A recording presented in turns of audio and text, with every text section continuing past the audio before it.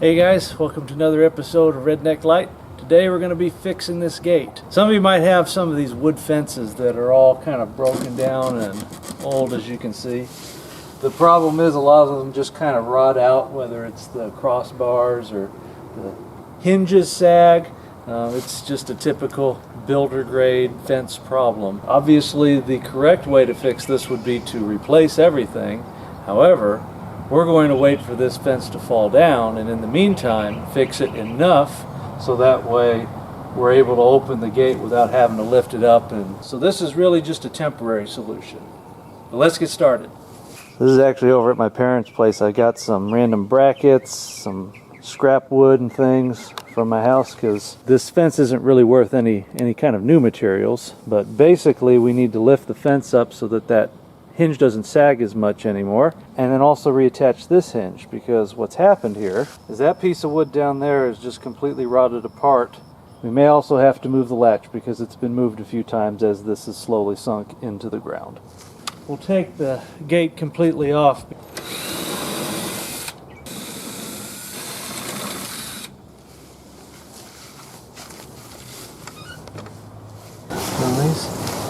Now I'm going to take out the bolts attaching this piece of wood, and I'm just going to replace the whole thing.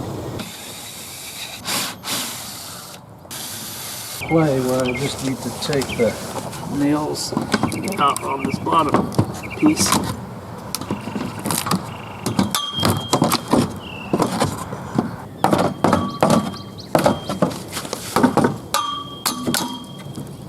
Watch out for the hinge.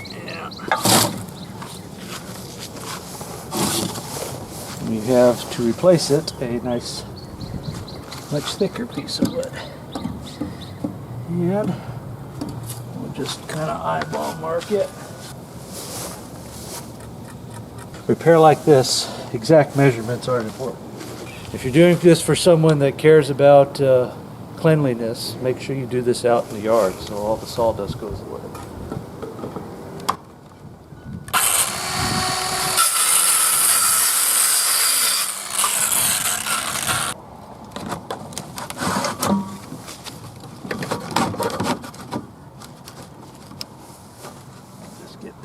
Centered there.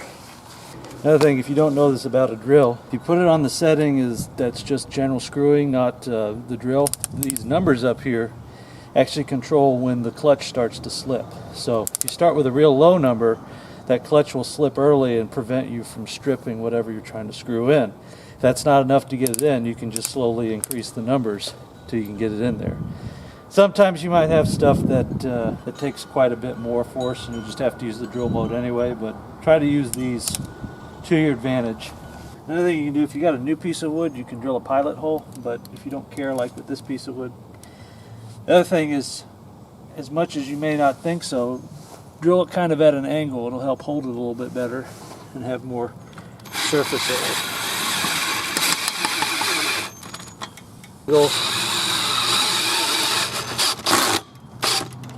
Hammer these boards back in.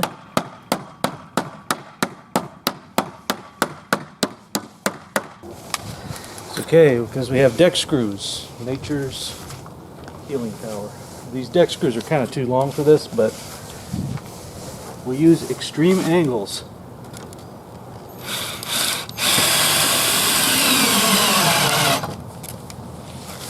Notice it only came through the back a little bit.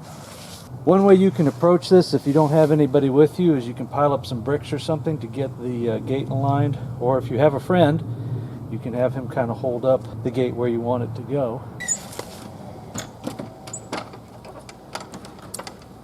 Alright, that's too high.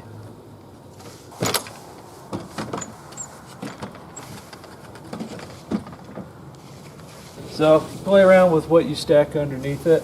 You want to err on the side of it being too high because you have to realize this whole thing's just going to sag again.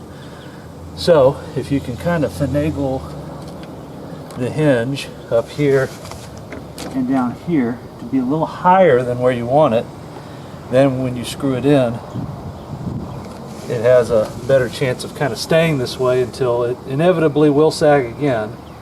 But when it sags, it'll end up in the place that you actually wanted it in the first place. The other thing is I'm probably going to drill pilot holes because the bolts for these hinges are pretty thick. The thicker pieces here, they're going to split the wood if you don't drill a pilot hole. The other thing is it's going to want to do this whenever you hang the gate. So if there's a gap down here, that's actually probably a good thing, because again, all the weight's going to be trying to push the hinge that way and down. So if you kind of keep it out and up, it'll end up in the place you want it in the end. When you're doing a pilot hole, you want the drill bit to be a little bit narrower than the bolt itself. So you just kind of have to look at it straight on, and there should just only be threads showing with not much of the shaft showing. Pilot holes, I'm going to drill it kind of a slight downward pinch to kind of aid in that. When it sags down, it'll actually grab more. If you try to do it like this, it's going to do that, and then it'll pull the bolt out. If you do like this, it'll want to stay with the hole rather than try to pull itself out of the hole.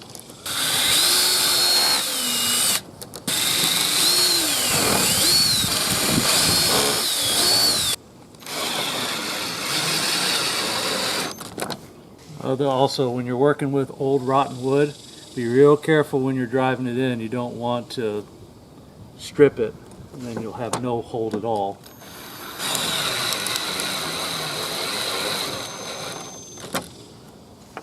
So just kind of start out, and when it stops, kind of see how much farther you have to go, and just give it a little bit more.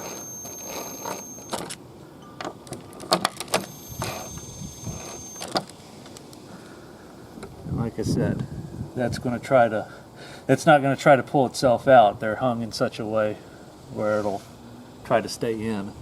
I'm just going to do 2 up here because I think we were missing some bolts down here. If 2 won't hold it, 3 never would have.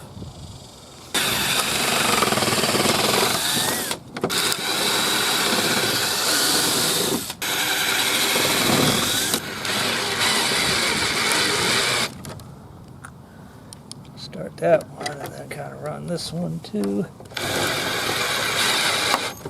Kind of try to pull that hinge in because it's bent a tiny bit.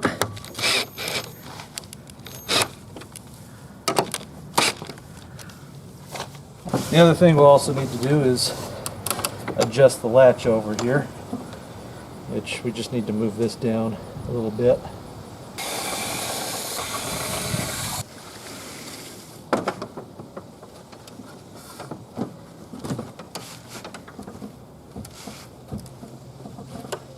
Alright, I'm going to take another piece of wood and put it right here so that way that latch has something to go into. See, this piece of scrap wood's almost the perfect size for the job.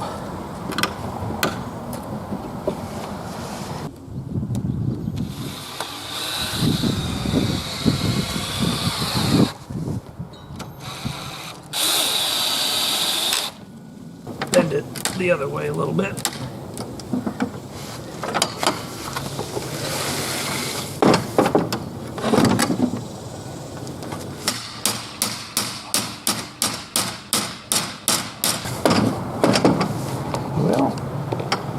Wasp.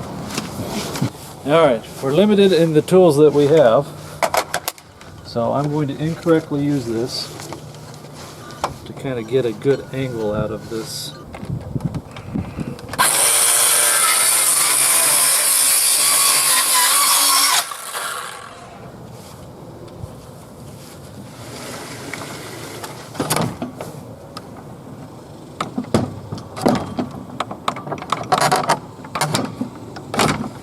Alright, again, incorrectly using this tool to just get a little bit shaved off that piece that's hitting.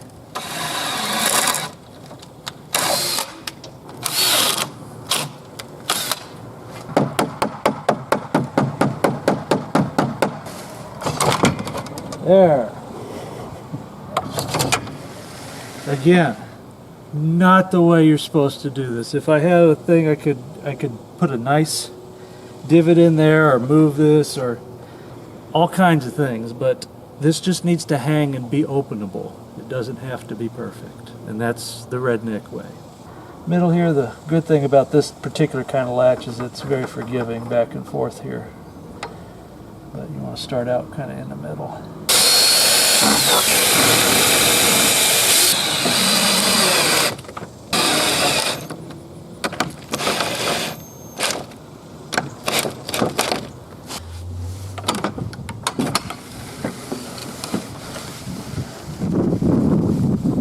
There we have it. We have a door that isn't any less pretty than it was before, but that now latches closed and is able to open without too much extra effort. And that was really the goal, getting it better than it was before and spending nothing. I mean, I used some old scrap wood that was behind my house to fix this.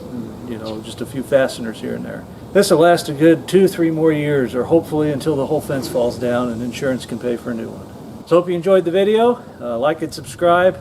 You can support me by looking at my affiliate links in the video description, some of the tools and things I used today. Check out my other videos. Hope you enjoyed, and we'll see you next time.